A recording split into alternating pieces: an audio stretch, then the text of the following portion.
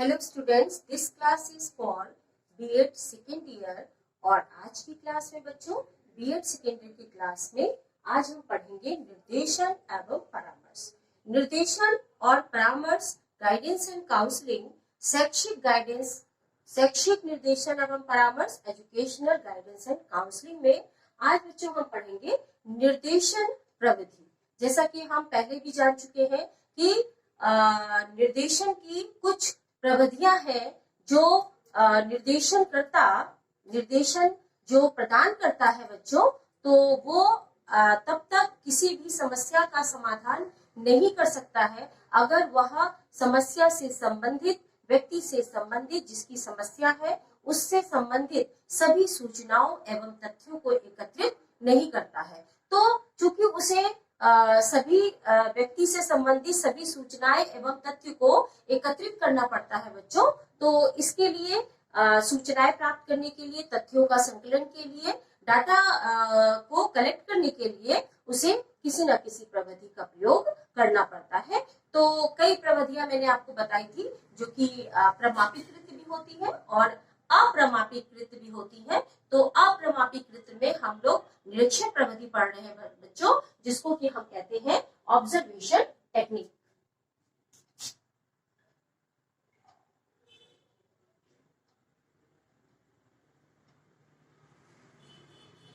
ठीक है, तो ऑब्जर्वेशन टेक्निक कहते हैं जिसको इंग्लिश में हम लोग निरीक्षण प्रविधि।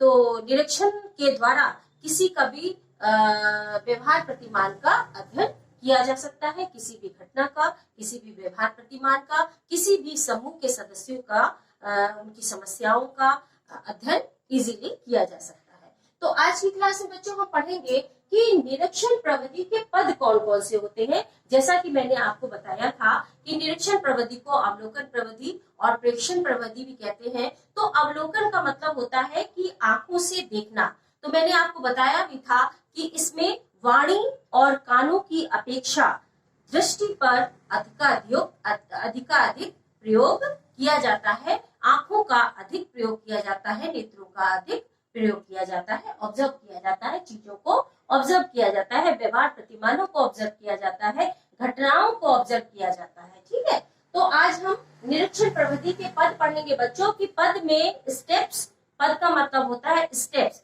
कि किन किन स्टेप से होकर के हमारी निरीक्षण प्रविधि गुजरती है। देखिए, निरीक्षण प्रविधि की अगर बात करें बच्चों, तो निरीक्षण प्रविधि अनेक प्रकार की होती है। जैसे कि मैंने अभी आप पहले ही बताया है कि निरीक्षण प्रविधि अनेक प्रकार की होती है। तो सभी प्रकारों को एक साथ उसका अध्ययन करके कुछ स्टेप्स इसके उत्पन्न किए गए हैं, निकाले गए हैं, कुछ पद इसके निर्धारित किए गए हैं, जिन पदों की चर्चा आज हम इस क्लास में करेंगे। तो बच्चों, सबसे पहले हमारा है कि समस्या चयन एवं उद्देश्य निर्धारण। देखिए बच्चों, सबसे पहले क्या आता है कि किसी भी निरीक्षण प्रविधि, अगर निरीक्षण प्रविधि का प्रयोग किया जा रहा है निरीक्षणकर्ता के द्वारा, तो निरीक्षण करने से पहले सबसे पहला काम उसका क्या है कि वो समस्या का चयन करता है। ठीक है, समस्या का चयन करने के बाद वह ये भी देखता है कि पूर्व में इससे संबंधित कौन कौन से अध्ययन किए गए हैं। उन अध्ययनों के माध्यम से जब उनका अध्ययन कर लेता है, उन अध्ययनों का क्या परिणाम निकला इसकी भी जानकारी निरीक्षणकर्ता कर लेता है। ठीक है, फिर उससे संबंधित सभी समस्याओं को, अपने समस्याओं से संबंधित सभी उद्देश्यों का निर्धारण करता है कि कुछ उद्देश्य के लिए निरीक्षण कार्य किया जा रहा है। ठीक है, तो सबसे पहला काम अगर निरीक्षणकर्ता करता है तो वो क्या करता है बच्चों, सबसे पहला स्टेप है कि समस्या चयन करना एवं उद्देश्यों का निर्धारण करना कि किस उद्देश्य के लिए निरीक्षण प्रविधि का प्रयोग किया जा रहा है, निरीक्षण किया जा रहा है। नेक्स्ट है बच्चों अध्ययन की योजना। देखिए बच्चों, अध्ययन की योजना का मतलब कि प्लानिंग करना।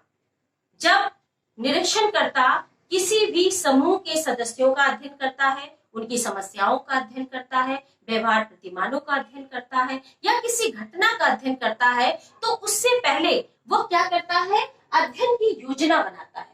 मैंने अभी आपको पिछली क्लास में बताया था बच्चों कि सभी प्रकार के निरीक्षण को हम वैज्ञानिक निरीक्षण नहीं कह सकते हैं।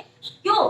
क्योंकि वैज्ञानिक तभी निरीक्षण हो सकता है जब वह सुव्यवस्थित ढंग से किया जाए या फिर वह योजनाबद्ध तरीके से किया जाए, उसकी पहले से योजना बनाए, सुव्यवस्थित ढंग से किया जाए और नियोजित ढंग से जब निरीक्षण कार्य किया जाता है तभी वह वैज्ञानिक होता है बच्चों, और तभी उसका परिणाम जो है वो परिशुद्ध हमें मिलता है। तो सबसे पहले हमें समस्या का चयन करना है, उसके उद्देश्यों का निर्धारण करना है, फिर अध्ययन की योजना बनाना है। अब बच्चों, अध्ययन की योजना का क्या मतलब है? अध्ययन की योजना का मतलब है कि अध्ययन करने से पहले किसी भी व्यवहार प्रतिमान के किसी भी समूह के सदस्यों की समस्याओं का अध्ययन करने से पहले यह योजना बनाया जाता है निरीक्षणकर्ता के द्वारा। निरीक्षणकर्ता पहले तो ये देखता है कि हमें किस विधि का प्रयोग करना है, निरीक्षण करने के लिए हमें कौन सी विधि को अपनाना है, ठीक। फिर उसके बाद वह ये देखता है कि हमें किस क्षेत्र में जाकर के निरीक्षण करना है, इसकी योजना बनाता है। फिर ये देखता है कि हमें किस समूह का अध्ययन करना है, किसका अध्ययन करना है, इसकी योजना बनाता है। उसके बाद योजना करने से पहले वह विभिन्न उपकरणों को जो भी वो प्रयोग में लाता है, तथ्यों को संकलन करने के लिए, जैसे टेप रिकॉर्डर है, रेडियो है या और दूसरे उपकरण है, ठीक है, तो वो जो भी उपकरण का प्रयोग करता है, ग्रामोफोन है, जो भी उपकरण का प्रयोग करता है वो भी वह पहले से ही सारा एकत्रित कर लेता है।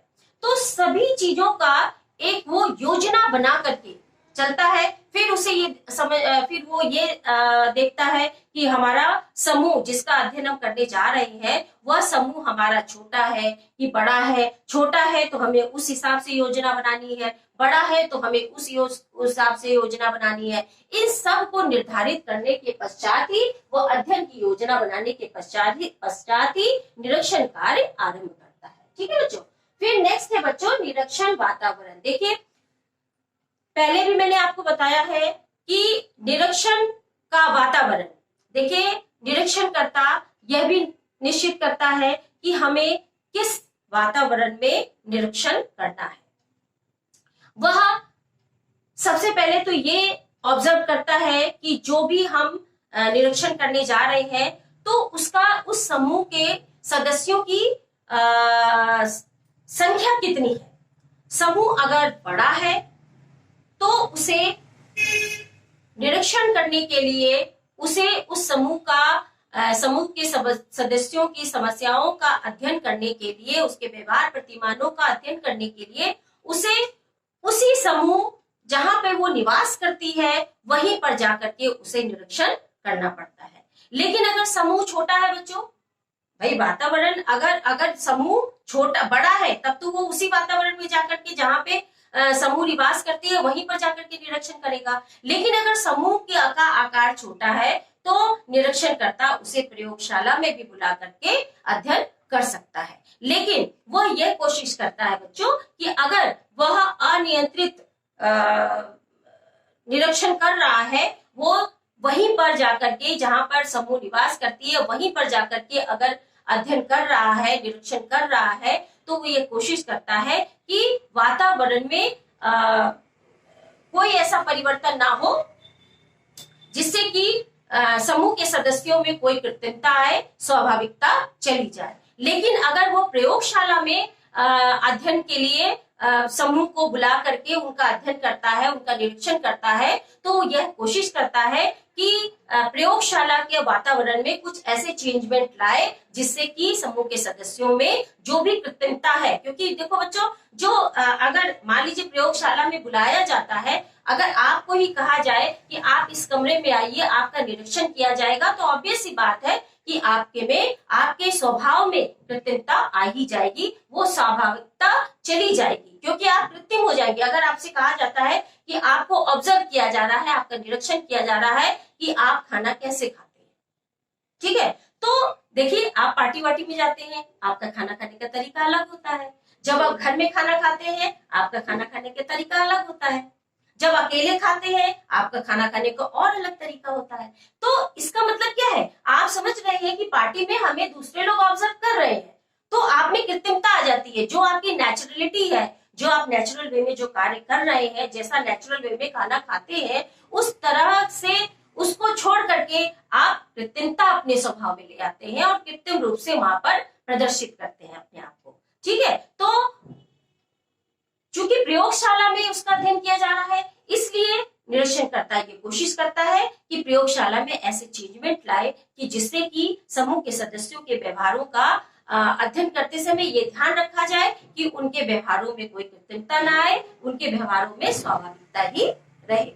उसके बाद है बच्चों, सूचना तथ्य संकलन हेतु उपकरण एवं अन्य सामग्री का प्रयोग। अभी मैंने आपको बताया कि वह योजना बनाता है, किसी भी निरीक्षण करने से पहले उसकी पूर्व नियोजित योजना बनाता है। तो योजना बनाने में क्या है, जब वातावरण का सिलेक्शन कर लिया कि किस वातावरण में हमें निरीक्षण करना है, योजना बना ली, उसके बाद उन योजना के तहत उसे विभिन्न प्रकार के उपकरणों की जरूरत होती है, क्योंकि जब तक उसके पास अच्छे उपकरण उपलब्ध नहीं होंगे तो वह व्यक्ति के व्यवहारों का जो रिकॉर्डिंग है वो सही से नहीं कर सकता है। और अगर साथ ही साथ निरीक्षण करते समय अगर उनके व्यवहारों का अगर रिकॉर्डिंग नहीं की जाती है बच्चों, तो जो भी परिणाम, जो भी निष्कर्ष प्राप्त होंगे वो परिशुद्ध नहीं होंगे, क्योंकि बाद में बहुत सारी चीजें ऐसी होती है जो हमारे दिमाग से विस्मृत हो जाती है, लेकिन अगर रिकॉर्डिंग उस चीज की हो जाती है